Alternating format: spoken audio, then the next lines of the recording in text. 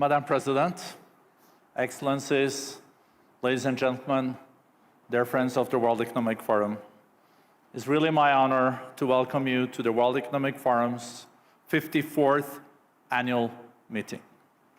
With us in Davos are 3,000 participants from over 125 countries, including 350 heads of state and government and ministers. It is crucial that leaders from the public and private sectors are convening at the start of such a consequential year for all of us. Because the 2024 annual meeting takes place against one of the most complex geopolitical and geoeconomic backdrops in decades. We are seeing a very complicated security landscape and quite a fragile economic outlook still. We are also seeing forces of fragmentation exert pressure on the international system, precisely when cooperation is most needed. We know the most urgent issues that countries and companies face: security, the economy, climate change, cyber, potential new pandemics, are not confined by borders. They do travel without passports. And the same holds for true opportunities. Frontier technologies can add trillions of dollars to the global economy annually. And our economies can be transformed to be more resilient and equitable. But we can only unlock these benefits by working together. Thankfully, even in today's complex context, cooperation is possible and happening. The World Economic Forum's annual meeting, I think, is a proof of that. The week ahead and the year ahead will deliver important outcomes of collaboration between business and governments. I'm now very pleased to introduce our founder and executive chairman, Professor Schwab. Dear Klaus, the floor is yours.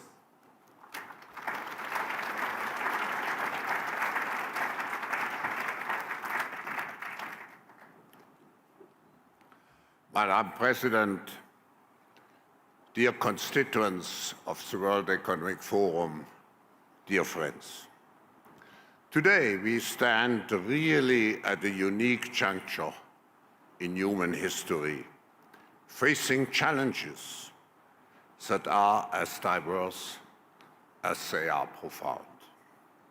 The special role of the World Economic Forum is not to look just at one single issue. It is a place where at the beginning of the year, we come together to analyze the state of the world in a systemic and strategic way, and hopefully to find common ground to generate positive impact. Geopolitically, our world, as my friend and colleague said, Børge Brende, geopolitically, our world is more interconnected, yet paradoxically, more divided and fragmented than ever. Economically, we grapple with sluggish growth. The very fabric of our societies is inclusiveness, which is in doubt. Environmentally, we confront the relentless challenges of climate change, a threat to our planet's delicate balance. And technologically, we navigate uncharted waters where innovation offers boundless opportunities, but also unprecedented risks. So steeply transformative challenges, which are actually the cornerstone of our program, lead to uncertainty, generalized fear, and pessimism. They force us into a mode of short-term crisis management at the detriment of long-term strategic and sustainable solutions. This reactionary approach undermines our collective faith in the future. At the end, here we losing the face of our future, we risk to become much more ego-centered and on a national and individual level. To break this cycle, we need a paradigm shift. We must rebuild trust, and that's actually the theme of our meeting. We have to rebuild trust. Trust in our future, trust in our capacity to overcome challenges, and most importantly, trust in each other. Trust is not just a feeling. Trust is a commitment to action, to belief, to hope. To achieve this, we must rediscover and embrace the narrative that has driven humanity since its inception, acting as trustees for a better future. This narrative isn't about short-term gains or individual successes. It is about stewardship, about preserving and enhancing our world for current and future generations. It is about understanding that our actions today have far-reaching consequences tomorrow. The concept of trust and trusteeship compels us to think beyond borders and beyond our lifetimes. It encourages collaboration over competition, sustainability over expediency, and empathy over apathy.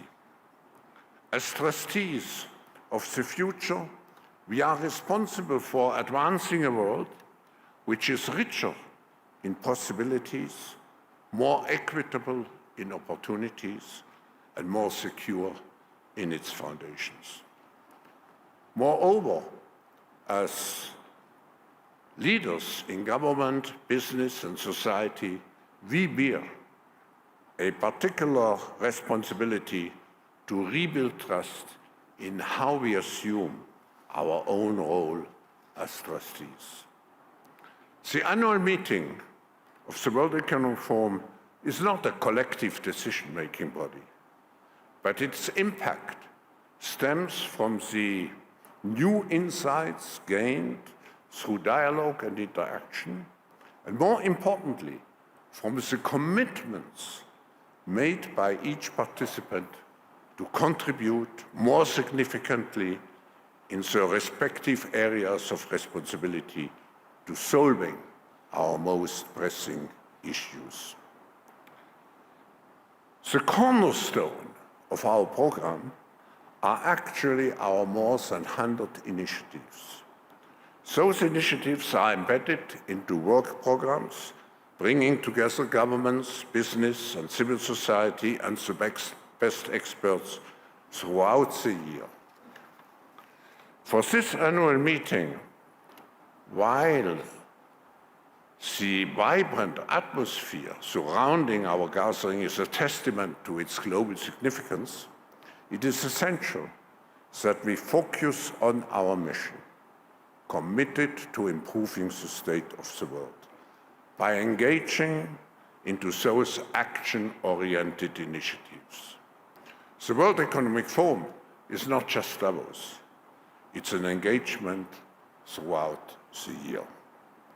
In conclusion, trust is a fundamental pillar of our social, economic, and political lives.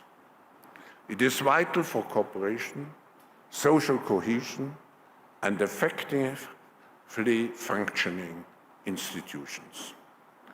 To rebuild trust, there is a fundamental need to embody trusteeship, which means to care for the greater good. Let's use this annual meeting to rebuild trust by exercising our trusteeship individually and collectively for safeguarding the future of humanity and nature. Thank you.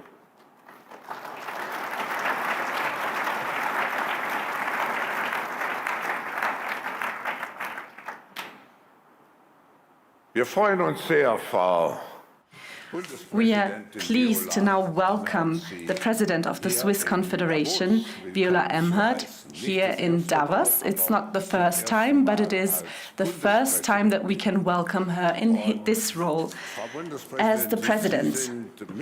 Madam President, you are an active member in Swiss politics since 2019. And in addition to your role as a president, you are also the Federal Counselor of Defense, Civil Protection and Sports.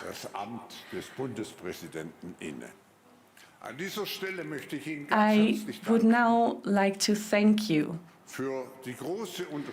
for your support, for your hospitality that you have shown. Thank you. I would also like to thank the Swiss Army, which is part of your responsibilities, as well as the Swiss police. Thank you also to the city of Davos and Klosters, a place that has been well known for its hospitality for years and has made this meeting possible year after year. But most of all, we would like to thank the people of Davos and Klosters who welcome us here year after year and who contribute greatly to the success of this meeting. Please, ladies and gentlemen, let me now welcome President of the Swiss Confederation, Viola Amherd.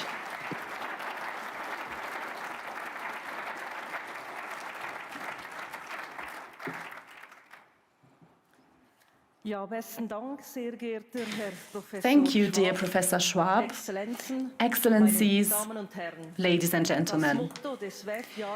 The theme of the WEF annual meeting in 2024, Rebuilding Trust, is not just a pleasant catchphrase, but clearly demonstrates the current state of mutual trust in the global community. The rules of the game are increasingly questioned. Authoritarian or even totalitarian ideas are sometimes accepted, widely shared, as if we had already forgotten the lessons of the 20th century. And this process does not even stop before the greatest achievements of mankind. The United Nations reports a regression of human rights in all regions and the global democratic recession. When looking back, well, we might see that there is reason to be worried. In 2022, the International Institute for Democracy recorded a regression in global democratic development for the 6th time in a row. The consequences of this sinister trend are as devastating for people's aspirations and freedom as economic setbacks can be. The fact that authoritarian regimes are also undermining democratic values and institutions beyond their borders is contributing to the erosion of trust. Excellencies, ladies and gentlemen, trust is easily squandered and hard-earned. For innovation, investment and economic development, trust is no longer sufficient, but nevertheless essential. Allow me to outline the reasons for my confidence, the steps that need to be taken to restore international trust, and what Switzerland can contribute to this process. When we look back It may be frightening to recognize certain patterns that have led to disasters in the past, but there are also positive lessons to be learned. The international community established the UN after the Second World War, and in Europe there is the EU, the Council of Europe, the OSCE, and now also the European Political Community. This year, we also mark the 75th anniversary of the Geneva Conventions, the centerpiece of international humanitarian law. They also embody the endeavor to rebuild broken trust and protect people from cruelty and inhumanity in wartime. Rebuilding trust. We know it is possible. For this, we need dialogue and respect on the one hand, and clear rules that everyone adheres to on the other. What steps are needed to restore trust on an international level? The first priority must be an open and transparent dialogue between states, but also with and between organizations in the multilateral system. We need to strengthen the UN and other global and regional institutions so that they can play their role as platforms for dialogue more effectively once again. This is precisely why Switzerland supports the reform proposals of UN Secretary-General Antonio Guterres. We also need to realize that genuine compromises are necessary. We must prevent power politics from destroying our livelihoods. Especially when it comes to ecological transitions, we urgently need real progress and a society-wide shift in thinking. The process leading up to the Summit of the Future in September must prove that, despite all the difficulties, the international community is working towards common goals. Agreements and compromises must then also be implemented. A reliable approach to implementation is important for credibility and builds trust. This includes a renewed respect for the UN Charter, other international treaties, and other globally agreed measures. Fake news poses a real threat, especially today when the rapid development of artificial intelligence contributes to the increasing credibility of such fake news. However, digitalization also offers potential for increased transparency and a sharing of knowledge and information. If used correctly, this can help to build trust. Switzerland is particularly committed to promoting the global governance of artificial intelligence. Those who rely on lies and ideologies for their policies may score points in the short term, but in the medium and long term, they will lose trust. Good policy is based on verified facts and takes scientific evidence into account. Excellencies, ladies and gentlemen, some parts of the general public distrust all of us gathered here and all political and business leaders. Rebuilding trust is not just a matter for states and politicians. It is a responsibility for the economy as well. It is clear that increasing social imbalances fuel populism, even in prosperous countries. When the alleged elite flaunts its wealth, while many families can barely make ends meet, mistrust grows. At that point, the international community and governments are no longer heard and no longer understood, even if they put forward great proposals. Many among you in this room have the opportunity to strengthen cohesion and social equality in your companies. It is up to you, ladies and gentlemen, to take responsibility and align your business decisions accordingly. In the long term, this also serves the interest of entrepreneurs. If you make demands, you should deliver. For Switzerland, this means that we are committed to building new trust in the world. For example, through the good offices that my country traditionally provides, or through the fact that we engage in dialogue with everyone. Switzerland's neutrality, commitment and reliability can be useful in resolving conflicts. As a member of the UN Security Council, Switzerland also has a special responsibility this year. We want to help ensure that solutions are found, despite the increasing tendency to think in terms of political blocs. Geneva is a place that brings together state actors, business, academia and civil society. In January, Davos also becomes such a place. Excellencies, ladies and gentlemen, we are not at the mercy of negative trends. We can counter them. Trust and hope can be earned. We have to do it. That is what we are here for. Let's get to work. Merci.